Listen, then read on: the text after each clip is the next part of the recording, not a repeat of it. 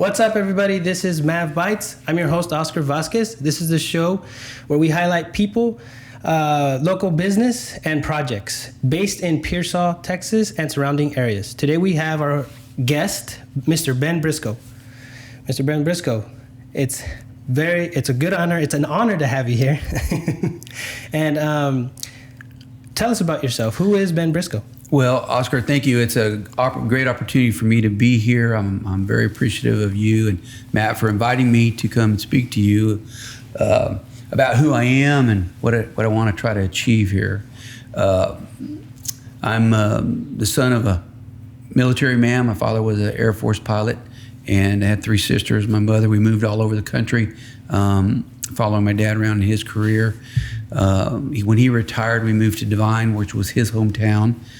Graduated from high school there, went to A&M, was in the Corps while I was there. And following college, I worked on a ranch in New Mexico for a couple years, then came back to Texas, and in 1985 moved to Pearson. Okay. I started working in the bank, at Security State Bank here in Pearson, then moved to what was Frio National, and spent about 32 years in a finance career, banking in and around this community. The last 4 years I've been working as a commercial loan broker. I help commercial clients find credit, so I'm self-employed in that regard. So still connected to finance, and enjoy that very much. And recently, 3 years ago, my wife and I also bought a car wash here in town. So that's kind of what I do. Is I do finance in the morning and clean up the car wash in the evening. Oh, okay, cool. And that's the vocation aspect of who I am and what I do. While I've been here, I've served on various committees, served on the Frio County Junior Livestock Show Board, been in Rotary Club, I've been in some political positions. I've served on the school board, served on city council for 2 terms, also served on the Frio County Hospital Tax District Board. I've served on the appraisal review board with the city for a year, I think a couple years. So anyway, I've been fairly involved in that. I'm involved with my church as well. So that's what I've been. I'm married Emily Mann, and we have 3 children, 3 boys that all went to school at Pearson High School and graduated from here. And 2 of them are married, have 4 grandkids, and the last one's fixing to get married. Awesome. Wow. And you said you got here in 1985. Correct. Wow. What was Pearson like then? Probably, don't quote me, but probably about 7,000 people. It was a neat little rural community. Agriculture really seemed like it had a pretty bigger presence than it did now. So it was a great place to move to. Again, you know, my hometown, so to speak, was Devine. So very happy to be close to where my parents were, and just really enjoyed it. And obviously, it stuck because I stayed, you know, and enjoyed the community. It's a lot similar to Pearson in a lot of ways, and so anyway, that's kind of what I experienced. I didn't really get too involved in the community in the aspect of that until probably about 5 or 6 years later. Moved here, like I said, in 85, got married in 92, and at that point I probably got more involved in the community-related events. I was also heavily involved, if you remember, the Pearson Potato Festival. Mm-hmm. I was chairman of that for a few years and really kind of enjoyed that. That kind of kicked off stuff, but that was a lot of fun. Back in the day. The Potato Fest seems like such a far-fetched idea now. Currently. Yeah. But we'd bring in big name bands or what we thought were, and we'd have chuck wagon cooking competition and just a lot of things. You know, Potato Fest 5K run and all that stuff. So yeah, it was fun. But a lot of civic-minded folks came together and worked to pull that off, and it was fun. Cool. So what is your favorite thing about Pearson? You know, favorite thing, you know, Oscar, it's my home, you know.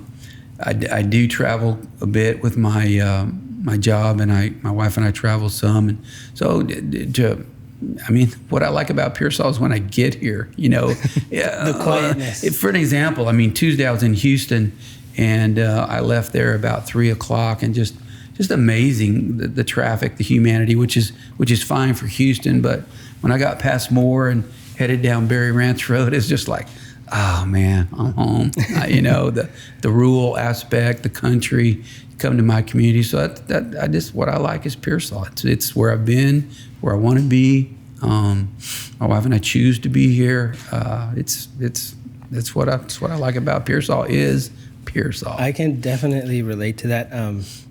A lot of times I hear some of the younger generation talk about how they want to graduate and leave. Yeah. And I'm like, okay, go ahead and do that. You're going to realize real quick, Pearsall is not that bad. It's not that bad. It's a nice little town. It's Yep. quiet. Yep. So many times, same thing has happened to me. We're out of town, either in San Antonio or farther out, but it's always nice to just come Amen. home. There's nothing like home. Amen. Amen. So your campaign signs throughout town show your name, followed by a slogan that reads, "Because it's time." Can you tell us what that means and why you made the decision to run for mayor? Sure. The first one, because it's time. Oscar, it looks like, it seems like, it feels like things are kind of out of control. Federally, statewide, just it's crazy and Crazy times. Crazy times, and I think a lot of people will probably agree with that. But there's not much I can do about it. There's not much I can do about anything really. I can vote. I can send political contributions, but everybody needs to try to do what they can do to make a difference. And so, I can't do much in, the federal level. I can't do much at state level, but I can do something locally. And so it's time for me to get up and do something. And so that was it. I felt like, the good Lord was kind of nudging me towards this, and that had a lot to do with it. I thought I'd served 2 terms on the city council. And I thought, I'm 61 years old. I've done a lot of those things. I thought I'm probably about done with that. But then, as I kind of look around and with my experience, with my financial background and already serving on city council and having a pretty good idea about what that's like, felt like, it is time. And, I served with Mayor Moore. I enjoyed serving with Mayor Moore, and I've talked to her about running and in her place. And it is, I'd like it. It's time for me to do something, and I'm ready. And that it's time for me than anything else. But the reception in the community's been good. Been walking the streets, and I'm getting a lot of positive feedback. And people are, talking to me about encouraging that like to see me get in. And so I'm ready, I'm confident, I'm excited, and it's time. I like that. I like what you said about, the local government and being able to do something about that. I think one of the things that people get caught up on is, everything happening on TV and like things outside of Pearsall, but it's like, hello, we have we live here. Yeah. Let's do what we can here. You know? Obviously it's easier said than done, but I appreciate you, trying. It is, and it's, you're bringing 7 council members together and a city manager, and you got a finance director. So a lot of moving parts, but and everybody's got an idea and a plan, and I'm excited about getting a chance to work with all the folks that are on the council and the city manager, and try to unify as much as possible. I know we're all not going to walk lockstep, and that's not what I'm looking for, but just to work civilly together towards an objective what it's beneficial to the city. And that's what I'm excited about doing. Awesome. So if elected, what are 3 things you want to accomplish in office? Well, I can tell you from time on the council and serving in other places, and I can tell you this because I'm guilty of it as well. I can have a tendency to be, too reactive to what's going on around me, and look at the agenda and react to that. But what I'd really like to see the council do is be proactive, is to move ahead, to what's best, and not just to react to things that are happening around us, but go, okay, here's things we need to pinpoint, here's things we need to do, here's things we need to accomplish, formulate a plan to accomplish those, and move forward with those ahead of just always trying to fix what's broken. So that would be, a very positive move, I think, for us to try to do. And I know there's always an effort to do that, but we can get caught up just being reactive to what's going on around us. So as mayor, I would really like to focus on that. I would like to see, there's been some good strides, I think, in the past with the city and the county, the school and the hospital working together. But I would really like to make a concerted effort to work with each of those entities conclusively and corporately to the benefit of the city and the county. I think I've seen some strides. I know when I was on the council, there was some times that the city and the county worked together, and I was very excited about that. And I think we can develop that and work on that and work even more. And I'd love to see that happen. And then the other big things is walking the streets and kind of hearing folks talk about what are the major issues, and all these go together. But in order to have a good community, you gotta have a safe community. You need to have good housing, and you need to have jobs. And so again, going back to your earlier questions, I love Pearsall. I mean, this is my home. It's just that when I get here, like from Houston, it's like, man, it's great. But it can be better. And, sometimes Pearsall, I know, has a bad rap. Crime is a problem, and infrastructure is a problem, and we don't really have the housing that we need. And that's accurate. We can do better than we're doing, which is always a struggle, right? Because, all these communities have an infrastructure problem, truthfully. And, we've got a tight budget, don't have a lot of excess funds, and everything is expensive. So first and foremost, we got to make sure we're being good stewards of what we got, right? We're making sure that we're taking good care of the money and the sales tax and tax revenue that we receive, using it to the best that we can, but then also identify these areas where we really need to go out and work and improve them. And that again includes the issue of safety, includes the infrastructure, and creating an environment that's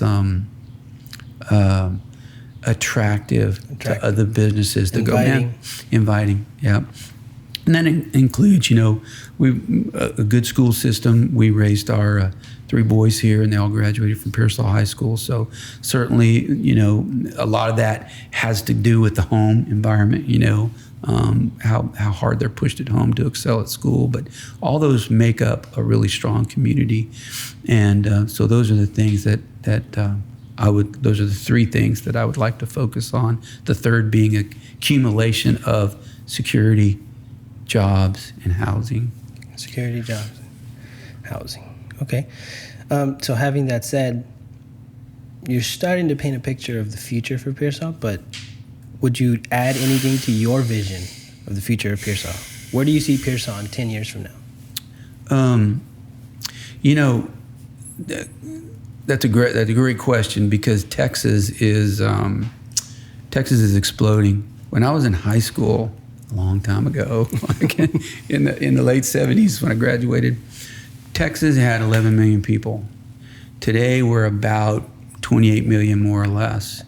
In the next 30 years, they're projected by, let's just say, by 2050, there's going to be they're projecting 50 million people. And as an example, where I'm getting to your question, where's Pearsall going to be? I remember, like, for an example, when I was in high school, going to Waco. And you would go from Divine, where I was going to high school, to Waco. You'd hit San Antonio, New Braunfels, San Marcos. And between each one of those cities was country. There'd be ranches and cattle. Between San Marcos and Austin, it was country. And now, from almost Lytle to Georgetown to Dallas, it's just solid cities and people. And you go east to Houston and you look back over what used to be fields, it's just rooftop and rooftop and rooftop. So Texas is exploding. Ranches are selling even in Frio County and getting divided and parceled up, and people are moving homes into them. So Texas is expanding. And I tell you, I mean, there's the countryside of me that, like I was telling you, get past Moore and headed towards Pearson. I'm like, oh man, this is awesome. It's country, it's rural. But people are moving to Texas, and Texas is growing, and Texas has a vibrant economy that's very diversified, and so there's tremendous amount of opportunity. We are strategically located between San Antonio and Laredo, and I think there's a great opportunity for business there. The blessing, and I will say the blessing, my opinion of what we experienced with the Eagle Ford Shale and the jobs and the industry that created. And even though that is, in the decline of some sort, the production and the service of that is still very viable, and still a number of companies and a number of people are still employed with very good jobs. Pardon me. And, then just taking care of the oil and the gas that comes out of the ground. So we have a lot of opportunity to further develop Pearsall and try to get in a position where we can attract some of these bigger employers to move here. But so the potential exists. Now, one of the things that's important, again, is to, unify the council with a vision. And it doesn't necessarily have to be my vision, but, we're a group of 8 individuals, but let's pinpoint where we want to take this. And that goes back again to being proactive, to what can we do to make this community a better place to live, which again goes back to security. It goes back to available housing. It goes back to jobs that are decent and well-paying and provide benefits that service families and their needs. And so one of the other things we didn't talk about is just that housing. I mean, Texas is amazing. I mean, if you've been following the residential market, I mean, a house comes on a market, basically, and Pearsall's not alone. I mean, it's really good, but in a lot of parts of the state, 2 or 3 days it's sold, and it may sell for even more than what real estate is blowing up too. It's blowing up. It's because Texas is just booming, and so Pearsall has. We need to be thinking about that, and we need to provide, some good, and by affordable I don't necessarily mean, just, of course, we need to provide for all segments of society, but we need to have some houses where some young married couples would go, yeah, I'd want to move my family into there, and that the nice neighborhoods, nice homes, and clean environment. So we need to focus on that, and we need to do things. We've got some TIFs out there already established that we could probably explore. Tax incentives for some builders to come in and build some, entry-level homes, and then some others. So that would play very heavily into where we need to take the community, because that's one area that's kind of missing. I know there's some developments that have happened kind of on the north and east side of town, and they've really done well. I mean, they're nice looking homes, and they're full. It's like everything else. But talking to some of the realtors, they express the same that I hear in my business, in the banking world, and talking to these bankers, those that deal with residential housing. It's an amazing market. You put a house on the market and it sells, boom. And home builders, in the bigger cities and the developments, some of the guys I've been working with, finding credit. These home builders, the big ones, are just buying up these developments like crazy and building as fast as they can, because they're selling like that. So, awesome. So if that answered the question, I mean, it is going to be. I mean, it goes back to the important things that we need to be able to provide. But Pearsall can thrive, and it can grow, and it's got potential because of our location. Because we're in Texas. God bless Texas. God bless Texas. And thank you that we're here, and that we've got this environment. And then we're in a really good location Business-wise, I-35 is a boon. I mean, the traffic that goes up there, the trucks that are delivering stuff. So we've got just a lot of opportunity. That has also changed a little bit. The traffic, it feels like it's more traffic on 35. Without a doubt. Yeah, it's probably because of everything that's happening. There's a lot of movement. And I can't quote the numbers, but I know Laredo is a major port. Is a major port for entry for goods into our country. So yeah, there's an opportunity to capitalize there. So if that answered your question, about where do I see Pearsall, I can just tell you, if we sit back and are not again proactive, I can see some steady growth, but there's a chance to really kind of develop, with some more businesses, some more industry and housing. And really focusing on our, on a secure place to live. I think we can really make this kind of a top-notch community. I agree. So there's two things I wanted to go back to that you mentioned. You said how there used to be kind of like a feeling of being in the rural area when you were in the highway, but now it's grown. Cities have populated the highway. I remember that. I remember growing up being what I think was the old 1604 loop in San Antonio. Now everything is like filled in, all kinds of businesses everywhere. So San Antonio is expanding.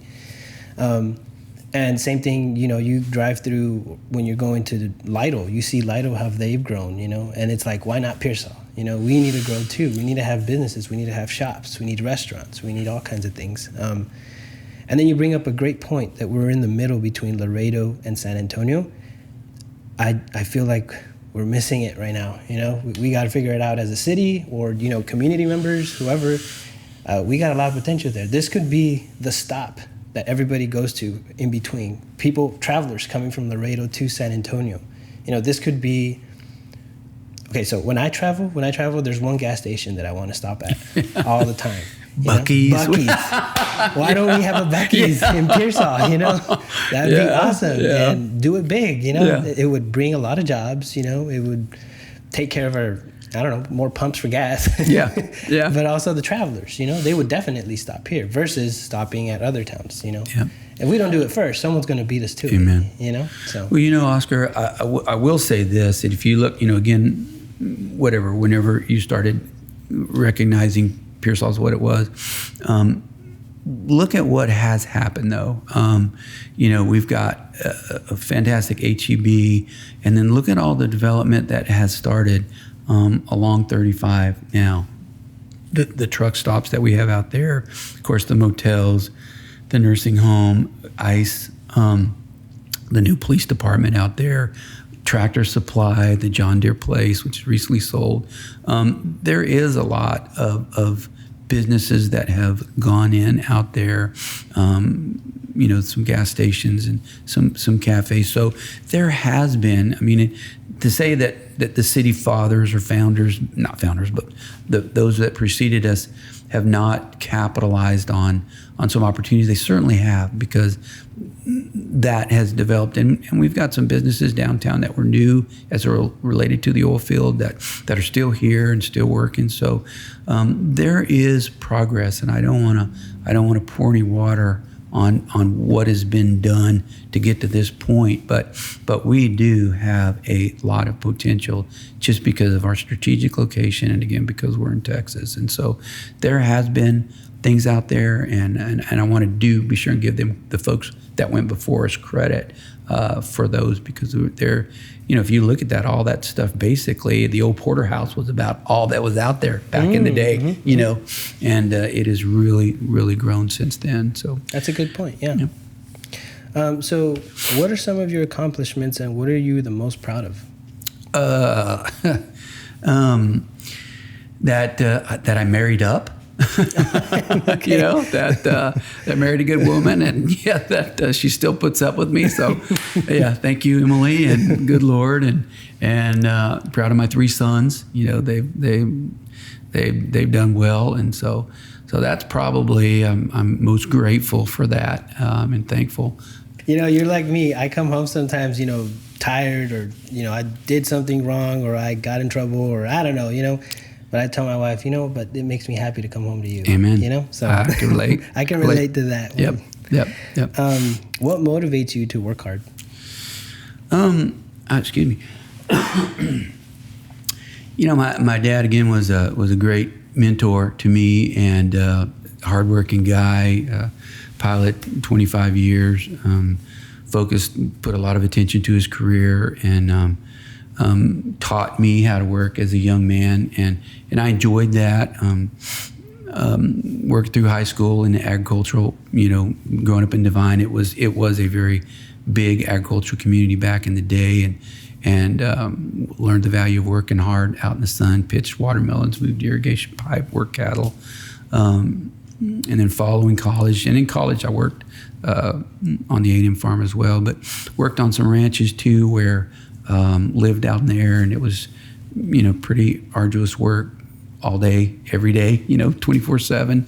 And so I just enjoyed working, and so I think it kind of comes natural for me, and I get a lot of enjoyment out of staying busy and getting things accomplished. So there's self-motivation there to keep going and keep pushing, and I have that as a self-employed. I mean, we've got the car wash, which that requires a lot of work, and then being a loan broker, if kind of the old adage, if I don't get up and go to work, I mean, no one writes me a paycheck. If I don't get out and get after it, I'm not going to get paid. So I got to find clients. I got to, kind of like a realtor. If I don't close a deal, then I don't get paid as well. So there's a lot of motivation there. It's not like a steady paycheck. You got to make things happen. You got to get up for it. You got to plow the field. You got to plant the seeds. Then you got to harvest them. Then you got to cook them. Got to do all that. Okay.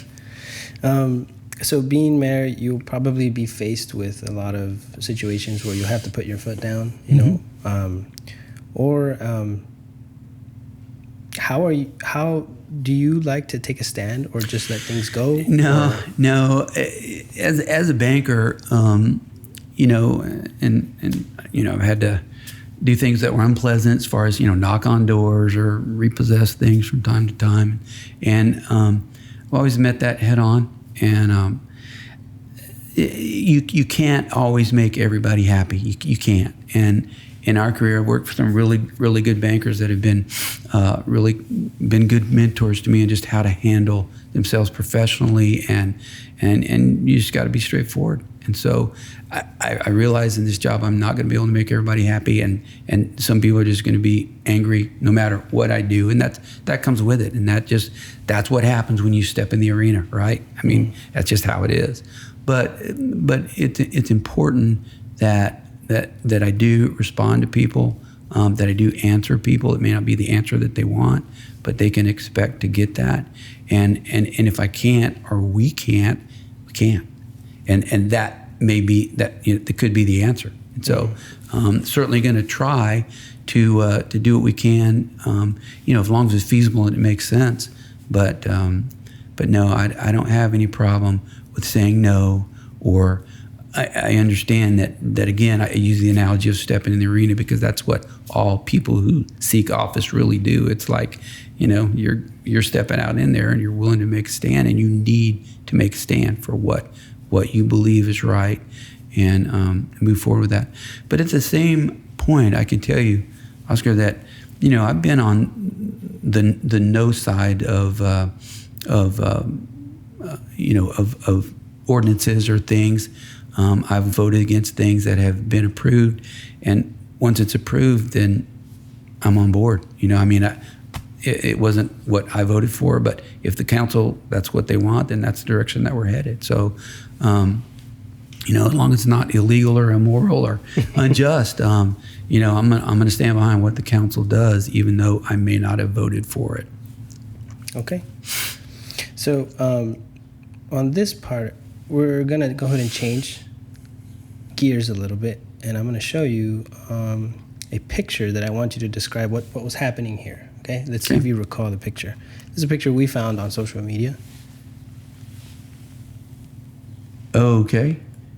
Yeah, that was at the state capitol. We went up there. You can hold it if you want. Yeah. Yeah, we went up there. Our legislators were in session, and we went up there to just tour the Capitol. It was great. We went to sit with the other members in the city council. So yeah, that was a lot of fun. I'd never been in our state's Capitol before, so that was a neat experience. You had to go see. We got to see the House, got to see the Senate. It was really cool. Not growing up in Texas, not having Texas government. I know a lot of kids in high school get to experience that, but I had never been in our capital, so that was awesome. And who all went then? It was a city council. Oh, okay. The city council that went. Yeah. Awesome. And then our judge was there as well, and some others from the community. Okay, that's neat. That was something y'all planned together? Yeah, the previous city manager, Tink Jackson, had organized that. We went up there with him. Awesome. And then we have a second picture. We also found on social media. Yeah, that was just a little bit ago. Yeah. You want me to describe that? Yeah, what's happening? Okay. Or how did you come to be? Or? This is the Calvary Temple Church there across from the old HEB. Uh-huh. Has a building that is getting remodeled. The pastor there, Roland Gutierrez, is creating a food pantry, and the roof is leaking. And so a number of individuals volunteered under the leadership of Jerry Badillo. Jerry is the pastor of Read the Red Church, and he is also a welder on the side. And so some community members and a lot of the church members from around the community volunteered to help put this roof on. And so that was, we were drilling, that's a hammer drill, we were drilling through that cement wall on the top to anchor the roof to it. And, it's about a 12-inch thick cement wall, so you got to really put, and you're going from the side, not from the top. Mm-hmm. So you have to push, and it takes about like 8 or 10 minutes to get through there. Mm-hmm. So it, like the old jackhammer thing. So you're kind of holding him. So I was providing something for him to, you can see I'm pushing and he's pushing and it's a workout. So yeah, Jerry and I and Roland and some others got a chance, and we drilled like probably 40 holes in that wall. Oh, so I mean, it was a long day. Repetitive thing. Yeah. Oh, it wasn't one. It wasn't one hole. Yeah. There was, and it vibrates. It does this thing. So anyway, that's what that was. Jerry and I were working together, and wow. So it's a really cool thing. There's been a group of pastors that have been getting together. Actually, it was a kind of a catalyst of COVID. Felt the need to get together and pray for our community, and so it's just outstanding. I mean, 6 or 7 different churches, their pastors got together and started praying for our community, and they do that every day. And I get a chance to join them fairly regularly, but and so these needs come up, and people in the community that we pray for, and so it's a great group. As an example, when the snow. Whatever you want to call that, snowvid or whatever, the winter storm. Yeah. Well, anyway, Jerry really felt led to open up his church because he still had power and water, and as you probably know, most of us didn't. And so he felt led to start cooking and creating a hot meal for the community. And this group of pastors, it was just, hey, we need help. And so Jerry opened up his church, people slept there, and then everybody was bringing in food, and we all got a chance to help him, cook or deliver or whatever. And it was a tremendous community event and just a lot of fun. So I've become very close with these guys, Pastor Ponce, Jerry, and Roland, and Fred Nieto, and John Davila, and the Methodist pastor David Batchelor and Brian Blackburn make the nucleus of this group, and it's really, really, really cool and really, really an awesome thing. As a matter of fact, I'll give a plug for these guys have put there's going to be a revival in Pearson starting on May the 15th, and it's going to go Saturday, Sunday, Monday, Tuesday, Wednesday. And it's so cool because each of these churches is open up. It's going to be a 5-day revival. We want the whole community to come. Mm-hmm. And one pastor is going to preach at another church. So I mean, it really shows the unity of these guys and how they trust each other and how they love each other. And it's a great example. Honestly, I think the world could take a look at what's going on here and really be impressed with just what's going on in this community with people that, love each other and want to work together. Yeah, that's interesting. Wow. That sounds great. Yeah, it'll be in the newspaper, so we encourage everybody to come. Okay. Very good. Okay, so this will pretty much be the last question here. Okay, the best for last. So as we come to a close, what would you like the people of Pearsall to know? The people of Pearsall know, well, I am excited about this opportunity to serve, and I'm ready. It is time for me, and I would very much appreciate the consideration of you voting for me, and you can bet that I'm going to work really hard to do what's best for Pearsall, and I want to try to be a conduit, per se, between the community and the government. I hope to be approachable, and I plan on being approachable so that if there's a problem or an issue, I can't say that I'm gonna solve it for you, but certainly give you a voice to voice your opinion, and then be able to communicate that back to the council and see if we can accomplish things. But overall, that my agenda is to make Pearsall a better place to live and to work and to raise your family. And so that's what I hope to accomplish. Awesome. All right, everyone. This has been an episode of Mav Bites. Mr. Ben Briscoe, thank you for coming. Yeah, you bet. Oscar, God bless you. Thank you. And good luck. Yeah, thank you.